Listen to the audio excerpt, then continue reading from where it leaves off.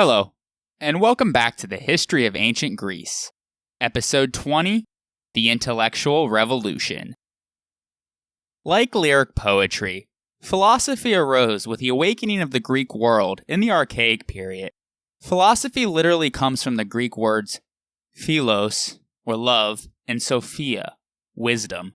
Thus, philosophers literally are lovers of wisdom. But in antiquity, the line between philosophy and theoretical science was not clearly drawn, and most of these new intellectual thinkers were both. The earliest Greek philosophers, some of whom were the first to write in prose, are called the Pre-Socratics, to distinguish them from the disciples of Socrates, who lived in Athens during the classical period. The Pre-Socratics are also clearly differentiated from the Socratics in that the former concentrated their attention on the structure and development of the physical universe, while the latter was more interested in ethics and in the role human beings played in relationship to one another and to the larger society. In classical antiquity, the Pre-Socratics were called physiologoi, from physis, or nature, and logos, which means order or reason. Thus, they are those who study the order of nature, or as we call them, natural philosophers. Aristotle called them physikoi, or physicists, because they sought natural explanations for phenomena, as opposed to the earlier theologoi, or theologians, whose philosophical basis was intervention by divine beings. Diogenes Laertius divides the physiologoi into two groups, Ionian and Italiote, introduced by Thales and Pythagoras respectively. Because they did not have telescopes, the Greeks knew only the stars and the 5 planets that they could see with the naked eye. But they were much more familiar with the night sky than most city dwellers nowadays. Since there were no streetlights, smog, or tall buildings, their nights were filled with stars. They named the planets and constellations after their gods and characters in myths, like Orion the Hunter and the girls he pursued and never caught, called the Pleiades. In the Works and Days, Hesiod's agricultural calendar is addressed to farmers who learned when it was time to perform their seasonal chores by the position of the constellations. When Greeks sailed, they plotted their location by the position of the celestial bodies. In the Archaic period, colonization, travel, and the development of trade and commerce spurred the growth of astronomical thinking. Contact with other civilizations in the Near East, especially Babylon, where astronomical records of phenomena, such as eclipses, had been kept for almost 1,000 years, and they showed that there was some regularity and predictability in the movements of the stars and planets.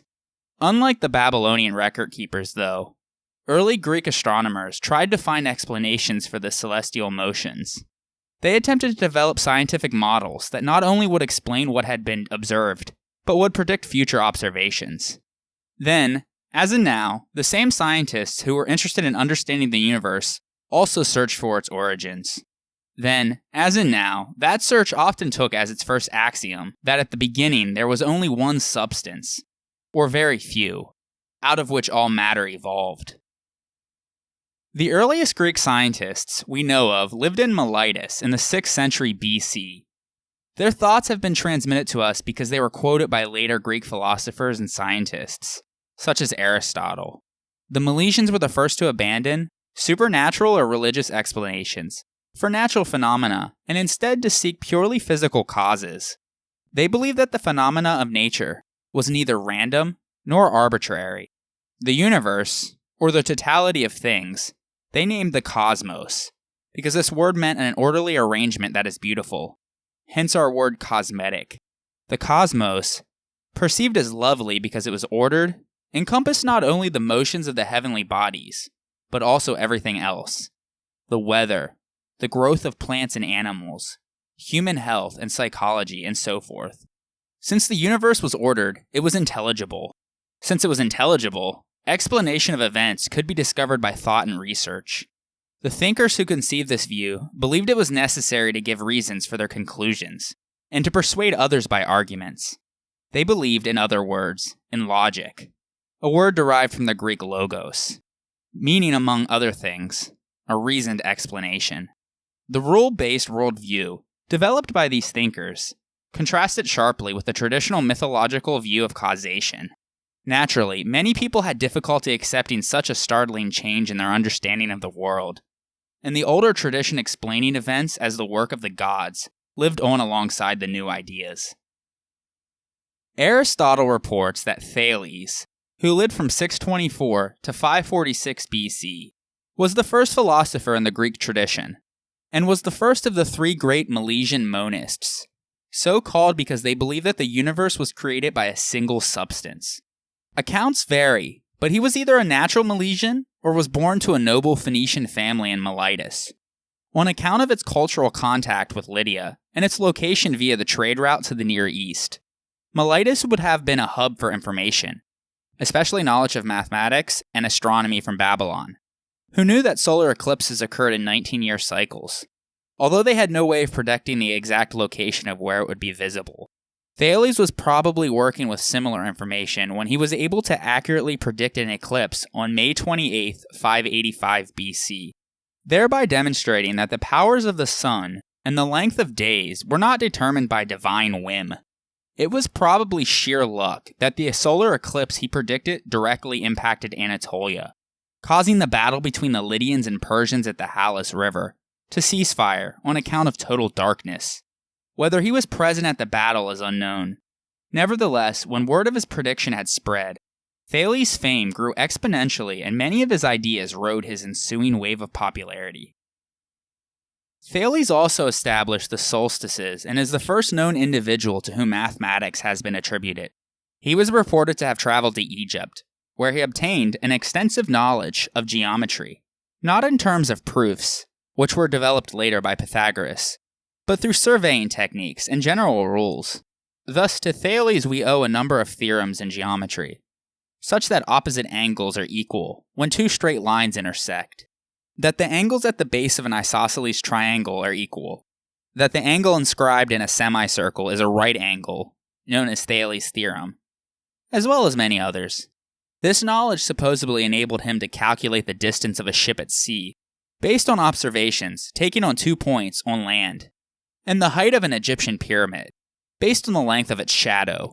Thales, though, didn't know about the concept of magnetism, and he thus believed, according to Aristotle, that lodestone, a magnetic rock which attracted iron to it naturally, must have had a soul. Aristotle explains this by saying that all philosophers attach the soul with motion. Thus, a magnet must have a soul, or it wouldn't be able to initiate the motion to pull the iron to it. And if it had a soul, it must be divine, because all things with souls are full of gods. Thales believed that matter, of which the universe is made, is subject to constant changes that are brought about by the gods. According to Aristotle, one of Thales' core beliefs was that the water was the arche, or principal or primal substance from which all things began, for it could be transformed into both gas and solid forms. Thus, all things either originated in or is constituted by water. Possibly because of this belief, he also concluded that the earth was flat and floated on water like a piece of wood. He was likely offering a hypothesis to explain the puzzling phenomena of earthquakes, which, as we have seen, were a problem in the Aegean region. If the earth floats in water, waves thus would cause earthquakes. While both his philosophy and experiments were fairly rudimentary, they sparked new thoughts and allowed for later scientific and philosophical development. In a novel departure from previous thinkers, he attempted to devise physical experiments to test his hypotheses, making him the first man in history to employ what later is called the scientific method. Perhaps the most important concept that he popularized was that natural phenomena could be known empirically and were governed by natural laws that did not rely on reference to mythology or the gods. In another effort to prove the practical value of scientific thinking, he supposedly used astronomical observations to predict the meteorological conditions of good olive harvests, cornered the market on olive presses, and rented them out for large sums when the harvest came. Thus, Aristotle later recorded that Thales first showed the world that philosophers easily could become rich if they liked, but their ambitions are of another sort. Thales' political life was entangled with the involvement of the Ionians and Lydians in the defense of Anatolia against the growing power of the Persians. According to Herodotus, Thales was with Croesus' army as they set out to fight Cyrus and the Persians, His status must have been high with the Lydian king, because he entrusted him with finding a solution for his army to cross the unbridged river Halys. Thales got the army across by digging a diversion upstream so as to reduce the flow, making it possible to ford the river, and the channels ran around both sides of the camp.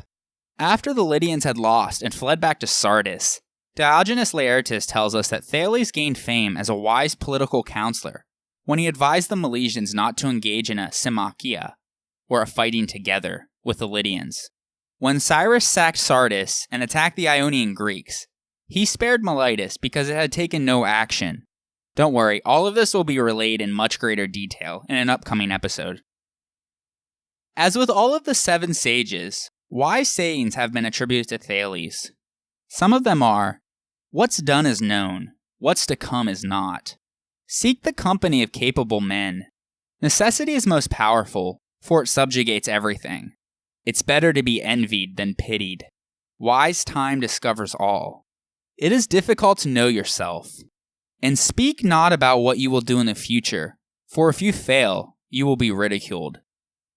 Plutarch states that when Solon visited Thales, he asked him why he remained single, to which Thales answered that he didn't like the idea of having to worry about children.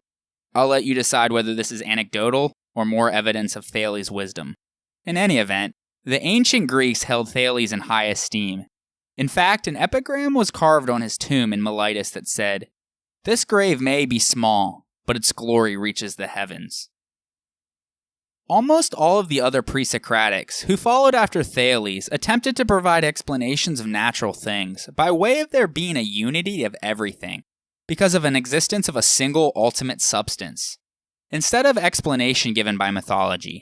One of the most prominent opponents of Thales' new hypothesis, that water was this universal substance, was his slightly younger contemporary, Anaximander, who lived from 611 to 546 BC.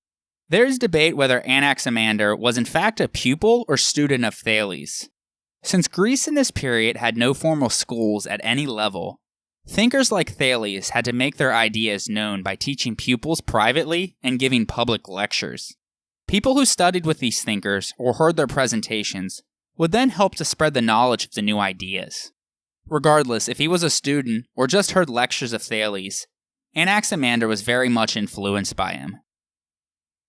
Anaximander came from a wealthy family, and like Thales, studied astronomy and mathematics. He too is reported to have traveled widely through the Black Sea, the Aegean Islands, mainland Greece, and to Egypt and Babylon. His writings, which as far as we know were the oldest Greek work written in prose, have unfortunately been lost. Fortunately, snippets of his thoughts have been preserved by Theophrastus, a pupil of Aristotle, although he also held that all things came from a single primal substance as well. Anaximander believed that instead of water, which has a finite amount, the arche is something both qualitatively indefinite and eternal, which he called apeiron. For him, water could not account for the problem of opposites, because the arche had to be neutral, independent of the elements. He held that this limitless apeiron contained all matter, including such opposites as wet and dry, and cold and hot. Although his concept of apeiron and his search for universal order was a concept that was possibly influenced by the original chaos of the mythical Greek cosmogony, Anaximander attributed natural phenomena, such as thunder and lightning, to the intervention of elements, rather than to divine causes. The different substances, separated out of the apeiron, generate and destroy each other, and over time this process balances out to restore justice. This theme of opposition and unity would continue on in Greek philosophical thought. Anaximander, though, didn't fully disagree with Thales' view that all things come from water, when he postulated that the earliest creatures gestated in a liquid slime warmed by the sun's heat, and then broke out of it. However, he isn't referring to evolution, as the creatures came out fully intact. Anaximander built a solar clock in Sparta by creating a sundial that cast a shadow. He is also credited by Strabo with being the first man to make a map of the world, which he believed was shaped like a cylinder. He attempted to describe the mechanics of celestial bodies in relation to the Earth, and proposed that the sun was 20 to 30 times larger than the Earth, but comparable in shape. He also concluded that instead of resting on water, as Thales had believed, the Earth was immobile, at the center of the infinite, held up by nothing, a possible early theory of gravity. As an astronomer, physicist, biologist, and philosopher, Anaximander was an innovator, and a large number of the philosophical problems of subsequent centuries, up to the modern age, were inherent in his philosophical system. His postulation that the indefinite was the source of all things led Greek philosophy to a new level of conceptual abstraction. Even more so than Thales, he was consistently rational and scientific in approach, arguing more from abstract thought rather than empirical observation, clearly signaling the growing Greek trend in this direction. A younger contemporary of Anaximander was Anaximenes, who lived around 585 to 528 BC. He agreed with Anaximander that the arche was infinite, but like Thales, he identified the arche with a natural substance. But he thought that everything had evolved from and is made out of air, not water. Whereas Anaximander tried to explain the world in terms of opposites and conflict, he held that what we find in reality is not a collection of opposites, but a collection of things at different stages of a single continuum. He believes everything that exists came to be through the expansion or condensation of air. When air expands into steam, it becomes fire, and when it condenses into wind, it becomes solid substances like mist, water, mud, dirt, and stone. While the others also recognized such transitions in states of matter, Anaximenes was the first to associate the pairs of hot and dry and cold and wet with the density of a single material. But why did he choose air as the arche if everything is in a continuum? Well, Anaximenes may have believed that air is the element most like aperon, as it's the most neutral element. Anaximenes rejected aperon, though, because it is not perceivable, so that he could not be certain of its existence. But if there is such a thing, it is the perceivable air. Like Thales, Anaximenes believed that the Earth was flat and floated, but he thought that it floated on air, not water. He held that the Earth was formed first, and vapors rising above the Earth became flames, and some of the flames became the celestial bodies, which have the same shape as the Earth. The moon receives light from the sun, and the eclipses of the sun and moon are due to natural causes. Apart from the stars that are visible to the naked eye, there are also others that causes eclipses of the moon. When the sun sets, it does not pass under the Earth, but is merely obscured by higher parts of the Earth as it circles around and becomes more distant. Anaximenes likened the motion of the sun and the other celestial bodies around the Earth to the way that a cap may be turned around the head. Anaximenes also said that the soul is made of air, which he calls pneuma, as humans stopped living once they stopped breathing. He then compares the human body to the cosmos, as both are sustained by air. Anaximenes used his observations and reasoning to provide causes for other natural phenomena on the Earth as well. Earthquakes, he asserted, were the result either of lack of moisture, which causes the Earth to break apart because of how parched it is, or due to superabundance of water, which also causes cracks in the Earth. In either case, the Earth becomes weakened by its cracks, so that hills collapse and cause earthquakes. Lightning is similarly caused by the violent separation of clouds by the wind, creating a bright, fire-like flash. Rainbows, on the other hand, are formed when densely compressed air is touched by the rays of the sun. These examples show how Anaximenes, like the other Milesian philosophers, looked for the broader picture in nature.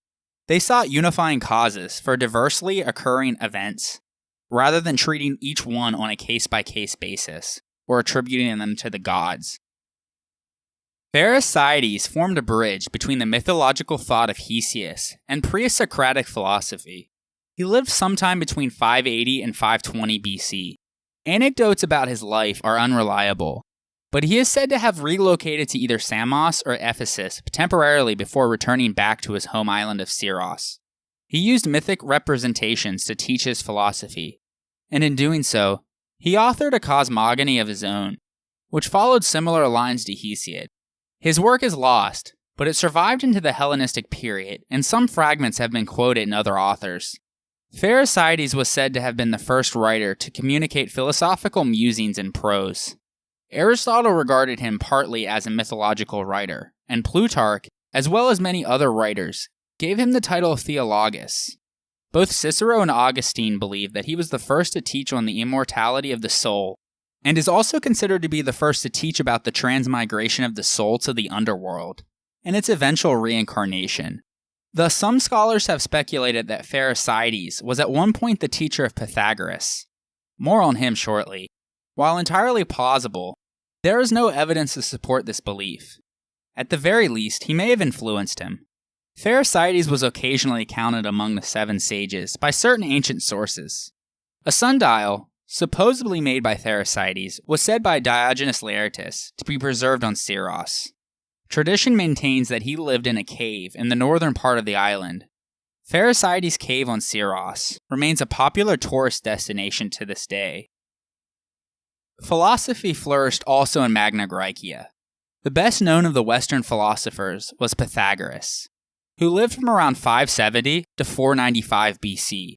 None of Pythagoras' own writings remain, and so much mythology grew up surrounding him, much of it by later writers who accepted, uncritically, what they read by others. That all one can say with certainty is that there was a figure in ancient Greece named Pythagoras, and that this man founded a philosophical/religious order, known as the Pythagoreans. Everything else is up for debate. Just so you know what we're dealing with. Some of the myths about Pythagoras are that Apollo was his father, that he gleamed with a supernatural brightness, that he had a golden thigh, and that he was seen in different places at the same time, among others. We do know that his family originally was from Phlius, a city in the northwestern Peloponnese. It was there that a young Pythagoras is said to have been the first to call himself a philosopher, or a lover of knowledge. According to tradition, one day, Leon, the tyrant of Phlius, asked Pythagoras who he was and what he did for a living, to which Pythagoras answered, "I am a philosophos," thereby coining the word. At some point shortly thereafter, his family moved to Samos. Pythagoras was supposedly taught by both Thales and Anaximander in Miletus, and possibly Pherecydes, as we mentioned before. He studied geometry with the pharaoh Amasis in Egypt, where he remained for 22 years. He learned the language of the Egyptians, was initiated into their knowledge, and entered the heart of Egyptian philosophy by studying their books. He went to Babylon, where he stayed for 12 years and learned divination and prophecy from the Persian Magi, and astronomy from the Chaldeans. He may have even visited India.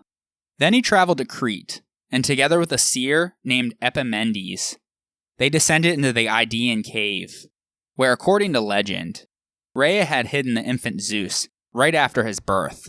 He also went to Delos and Delphi.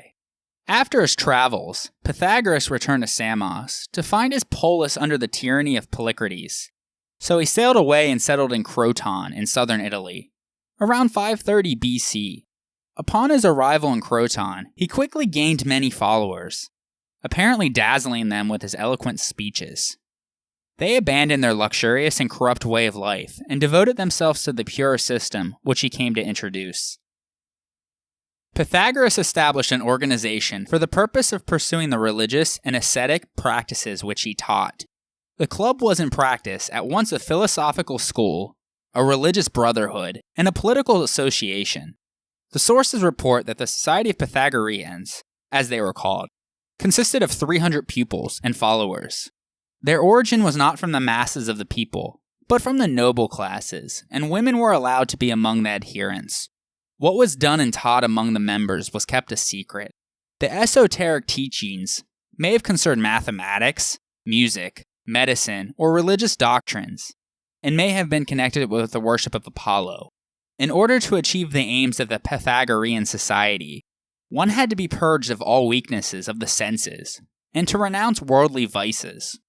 For this reason, they applied certain ascetic regulations, which on the surface appear incomprehensible, but are understood better if we consider that the commandments of religions very often represent rules that exist merely to imbue a group spirit and encourage the members to adopt uniform behaviors. The Pythagoreans were vegetarians and also were not allowed to eat beans. It's not clear why beans were forbidden, but the Pythagoreans were also mystics, who believed that souls moved on to other bodies, animal or human, after death. Thus they were vegetarians, because they didn't want to run the risk of eating a cow or a sheep, for instance, and thus eating a deceased relative or friend. His contemporary, Xenophanes, more on him shortly, mocked Pythagoras' beliefs on incarnation, mentioning a story where Pythagoras interceded on behalf of a dog that was being beaten, professing to recognize in its cries the voice of a departed friend. Furthermore, Pythagoras supposedly claimed that he had lived 4 previous lives that he could remember in detail, one of which resulted him dying while fighting in the Trojan War. As we will see, the philosophy of Pythagoras would have a tremendous influence on Plato, and he is mentioned often in his Metaphysics. Due to the secretive nature of his school, the fact that Pythagoras left behind no writings of his own, and since legends cloud his life and work, one can give only a tentative account of Pythagoras' teachings, although with the understanding that many of the accomplishments credited to Pythagoras may actually have been those of his students. In any event, he taught that the entire universe was understandable through mathematics. His doctrines inspired systematic study of mathematics and the numerical aspects of musical harmony. Geometry, which literally means taking the measure of the earth, was a theoretical and practical science of special importance in the ancient world, where land was the most valuable commodity. The most famous discovery by Pythagoras is the so-called Pythagorean theorem, which, as I'm sure you all remember from grade school, is that on a right-angled triangle, the square of the hypotenuse is equal to the sum of the squares of the other 2 sides, or simply put, a squared plus b squared equals c squared. It's entirely possible that this theorem was previously known by the Babylonians or the Indians, and we just haven't the source to confirm this. Furthermore, the earliest mention of its connection to Pythagoras wouldn't come until Cicero, 5 centuries later. This famous theorem is only one of the discoveries he, or his school, supposedly made though. The science of numbers became an object of mystic revelation, in the same way that the first astronomers were astrologers and the first chemists were alchemists. In contrast to Thales, who was chiefly preoccupied with nature, the Pythagoreans were above all mathematicians who, in the relationships between numbers and in the harmony they express, discovered a kind of matter, which in their opinion was the principle of the universe. In this way also, he greatly influenced Plato, as it is known that Plato's theory of forms is chiefly geometry, and that Plato admitted any Greek-speaking student in his academy as long as they knew geometry. Pythagoreanism, in the subsequent centuries, was more or less confused with another occult movement, that of Orphism, whose founder, an entirely mythical figure, was the singer Orpheus of Thrace. His lyre was said to have brought peace to the entire earth, the waves of the sea, and wild animals. There'll be more on this in a future episode. But there was confusion because the Pythagoreans too were musicians. They studied the science of sounds and measured their intervals and numbers, thus laying the foundations for the acoustic theory of harmony. At the same time, they believed in the religious and cleansing power of melody. Another belief attributed to Pythagoras was that of the harmony of the heavenly bodies. He believed that the planets and stars moved accordingly to mathematical equations, which corresponded to musical notes and thus produced a symphony. Pythagoras postulated that the Earth was a sphere in the center of a series of hollow spheres. The stars were fixed on the outer spherical shell, and the planets on smaller shells within. Each day the stellar sphere rotated from east to west, while the planetary spheres rotated from west to east at various rates. Their movement created a sound, but since the sound is always with us, we are unable to hear it. The Pythagorean theory of the musical harmony of the heavenly spheres is an example of an attempt to find, or even to impose, an aesthetically pleasing mathematical explanation for the movement of celestial bodies. The Pythagoreans managed to acquire considerable influence with the Supreme Council of 1000, by which the city of Croton was ruled. By the end of the 6th century BC, Croton was one of the most flourishing cities in Magna Graecia. It had a population between 50,000 and 80,000, and its inhabitants were famous for the simplicity of their lives, which is most likely why Pythagoras' ascetic teachings gained such a foothold. They were also famous for their physical strength, and during the 6th century BC, Croton produced many generations of victors in the Olympics and the other Pan-Hellenic games, the most famous of which was Milo, who enjoyed a brilliant wrestling career. Milo was said to be an associate of Pythagoras. He was known for his almost Samson-like strength. One story tells of him saving the philosopher's life when a pillar collapsed in a banquet hall, and he supported the roof until Pythagoras could reach safety. Another story relates that Milo may have married the philosopher's daughter, Maia. We will cover the athletic prowess of Milo in the next episode. Sybaris was the rival of Croton. As we've seen before, they didn't live simple lives, but instead preferred opulence and hedonism. But Diodorus Siculus writes that the oligarchic government of Sybaris was overthrown over the winter of 510-509 BC by a popular leader named Thales, who Herodotus describes as a tyrant. He persuaded the Sybarites to exile the 500 richest citizens and to confiscate their wealth. The exiled citizens took refuge at the altars of Croton. Thales demanded that the Crotoniates return the exiles under threat of war. The Crotoniates were inclined to surrender the exiles to avoid war, but Pythagoras convinced them to protect the suppliants. As a consequence, the Sybarites marched with 300,000 men upon Croton, whose army, led by Milo, numbered 100,000. The army sizes given by Diodorus, and shared with Strabo, must have been even more exaggerated than the population size. Regardless, even though they were greatly outnumbered, the Crotoniates won the battle and took no prisoners, killing most of the Sybarites. After their victory, they plundered and razed Sybaris. According to Strabo, either 2 months or 9 days elapsed between the battle and the sack. Most likely, the Sybarites executed Thales and his supporters during this time.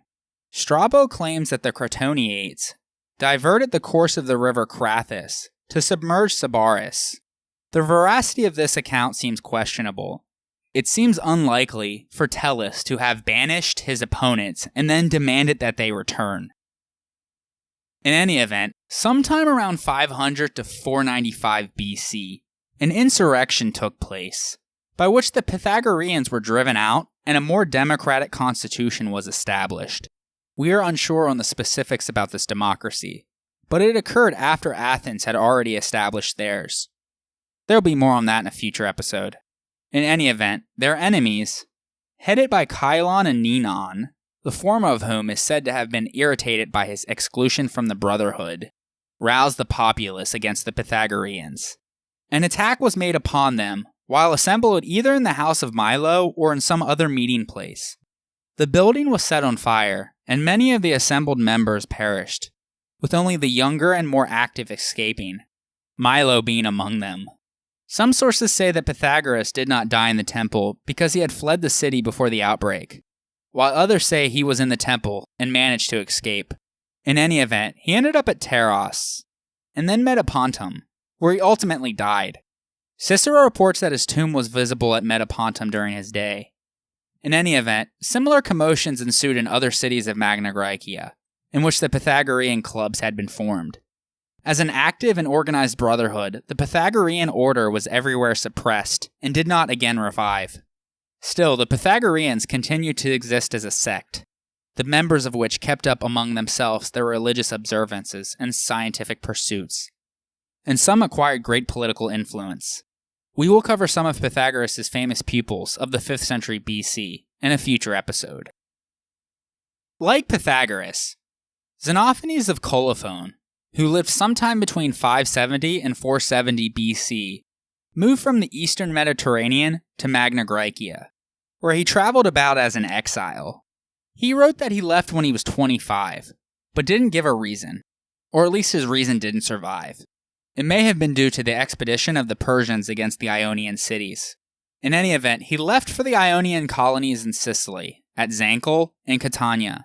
He may have also lived for some time in Elea, after it was founded by the Phocians, since according to Diogenes Laertius, he wrote about its foundation towards the end of his life.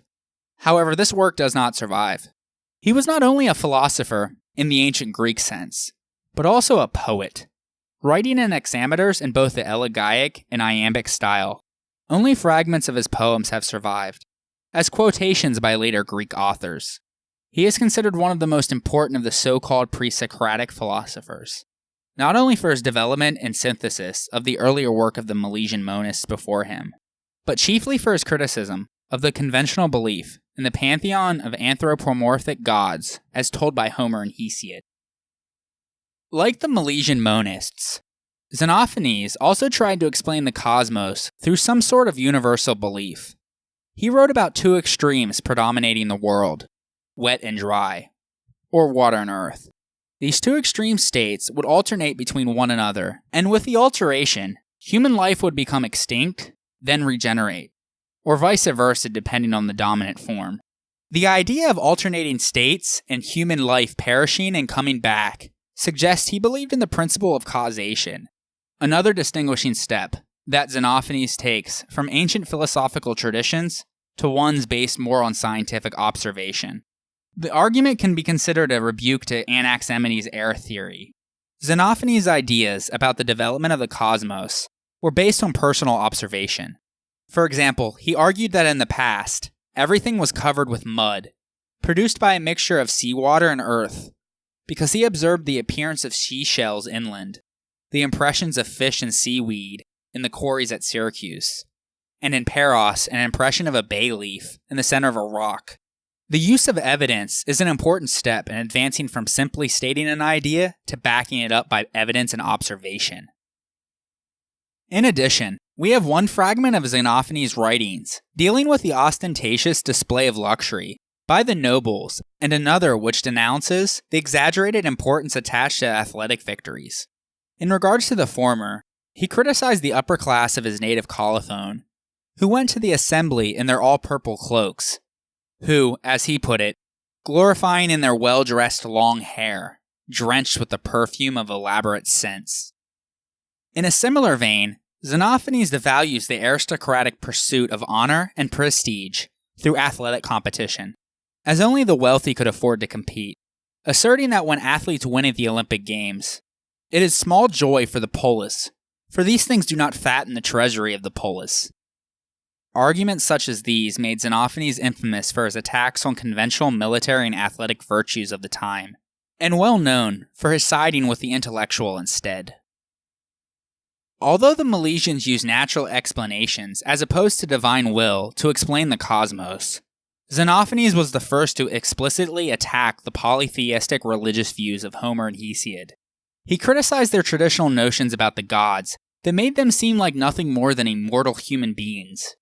One fragment states, Homer and Hesiod have attributed to the gods all sorts of things that are matters of reproach and censure among men, theft, adultery, and mutual deception. He also rejected the common view that the gods resemble human beings in their appearance, arguing that we project our human features onto the divine by saying, humans believe that the gods are born like themselves, and that the gods wear clothes and have bodies like humans and speak in the same way.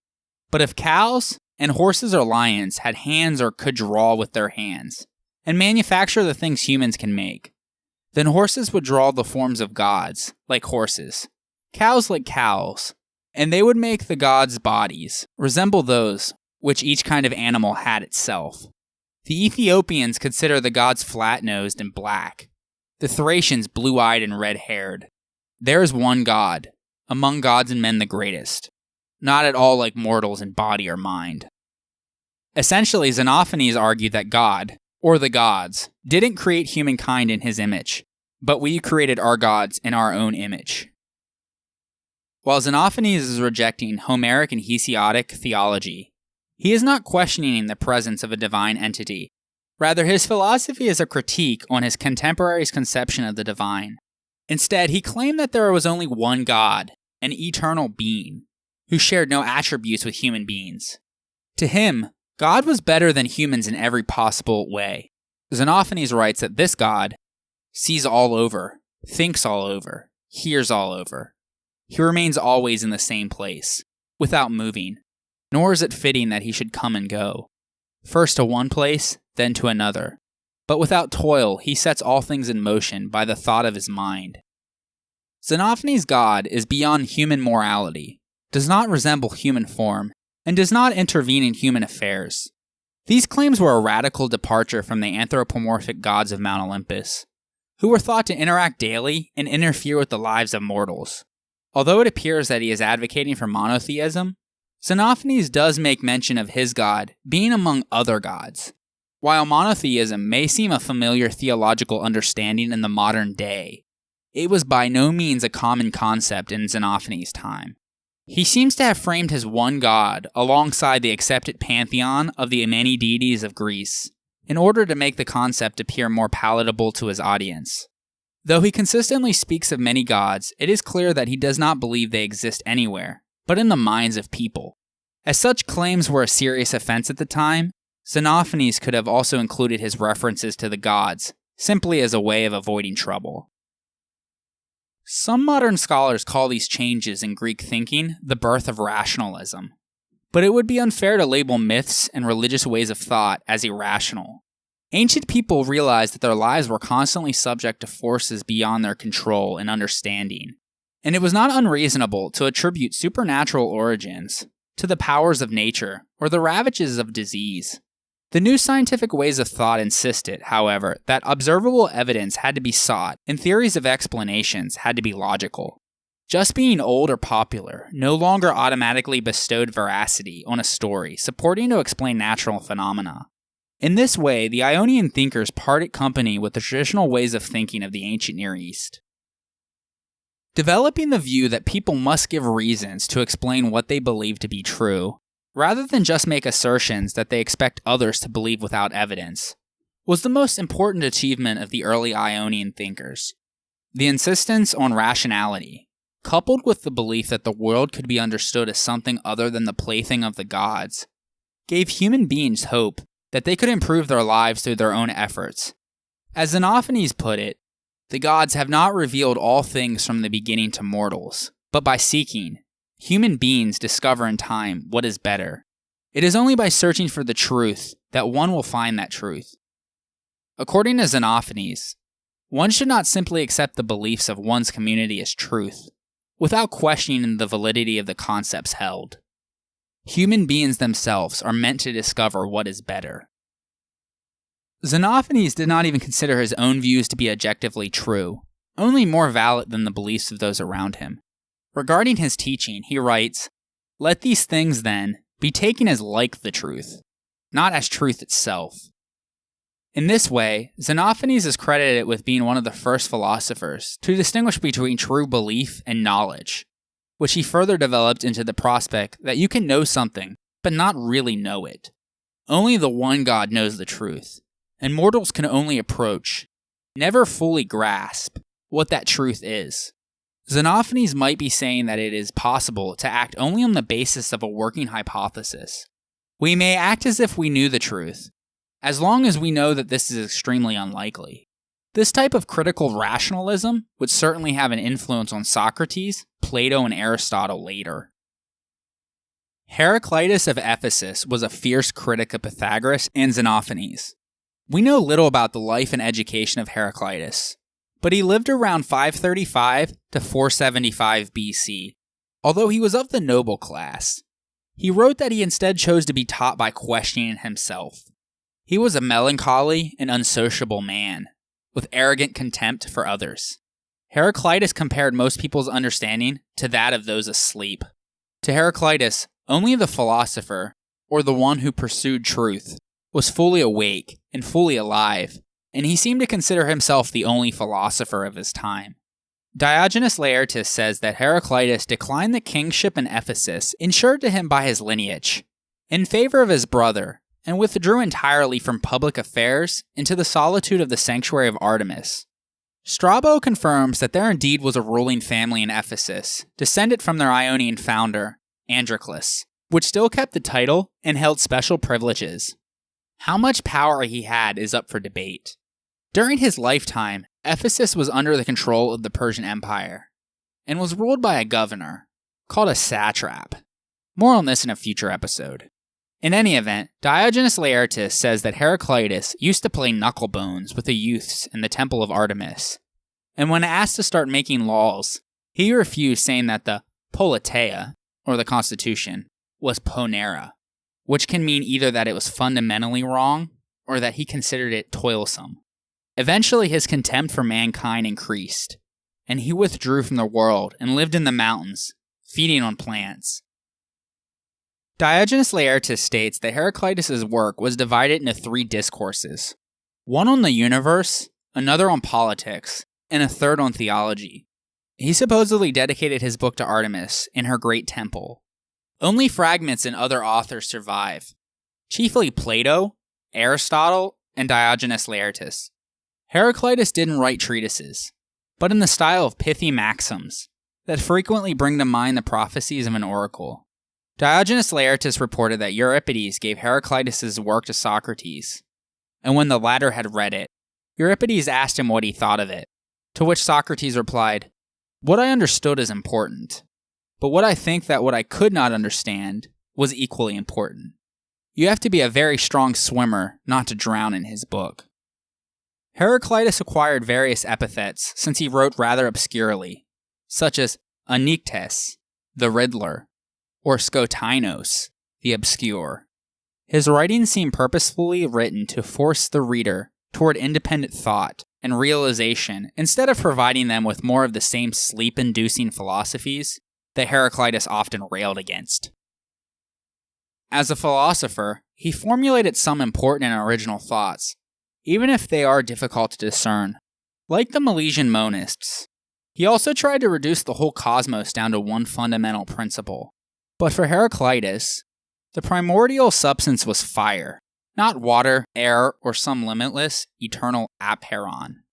Fire is transformed first into water, and then condenses into earth, as soil and rocks, from which it eventually returns to its initial state, in a constant cyclical movement.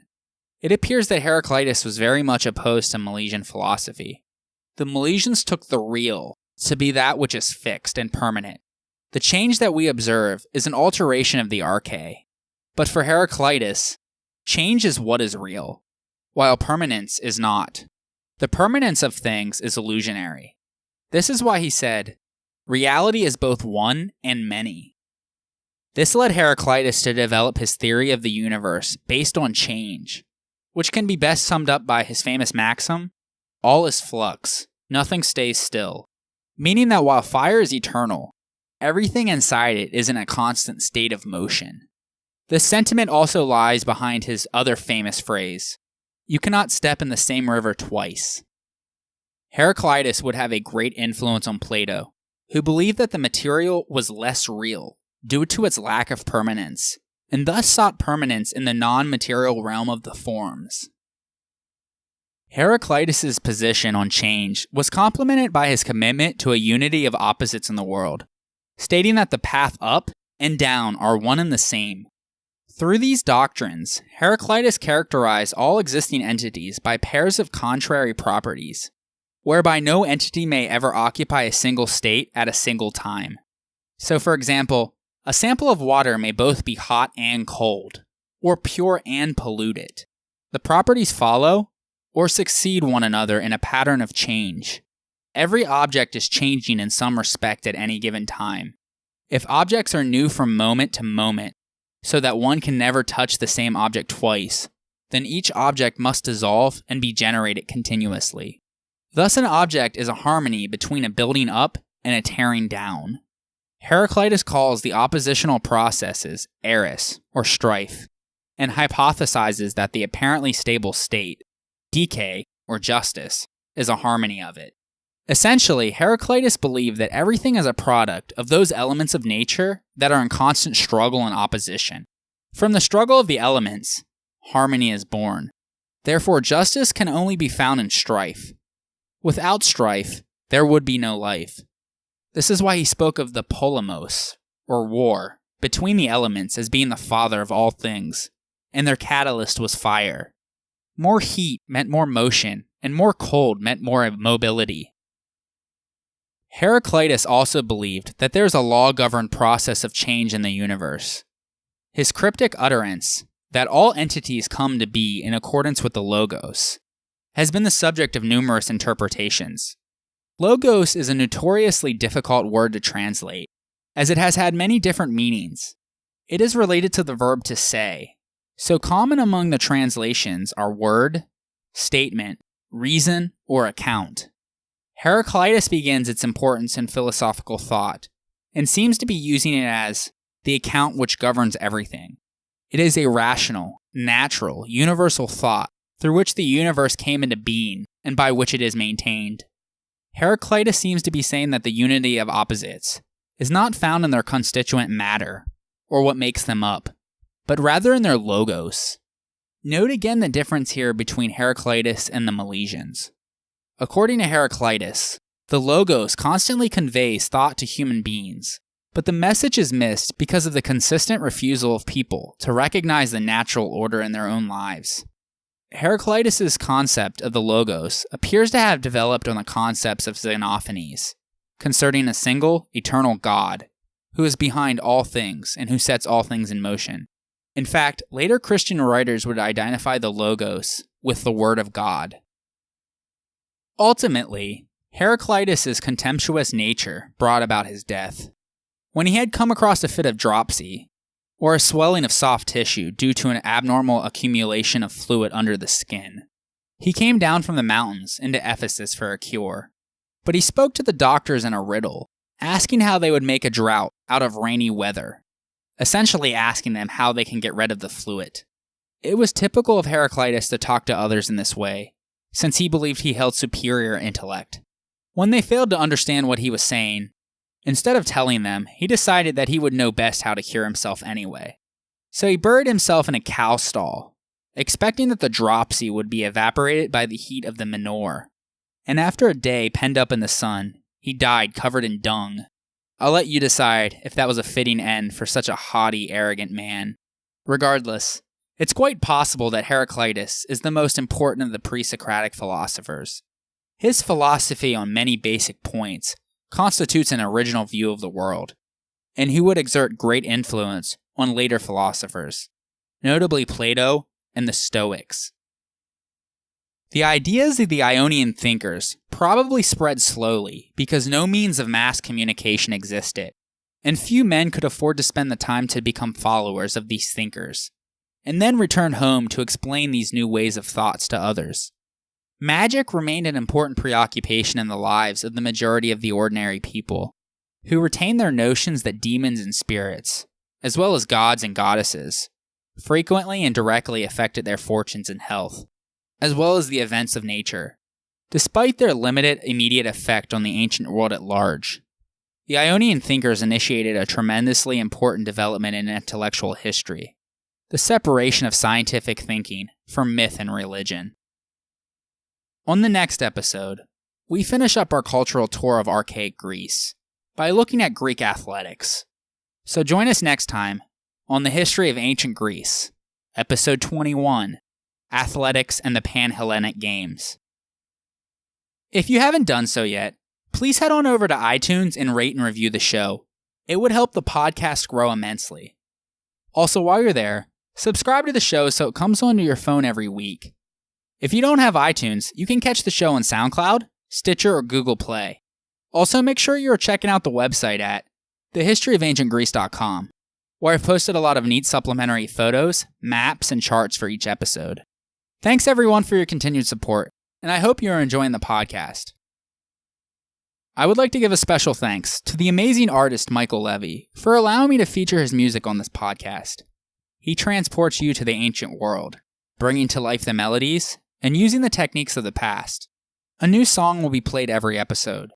This one is titled Apollo's Lyre, from his album also called Apollo's Lyre. If you like what you heard and are curious to learn more about ancient Greek music, check out his website at ancientlyre.com. His albums are available in every major digital music store, including iTunes, Amazon, and Spotify.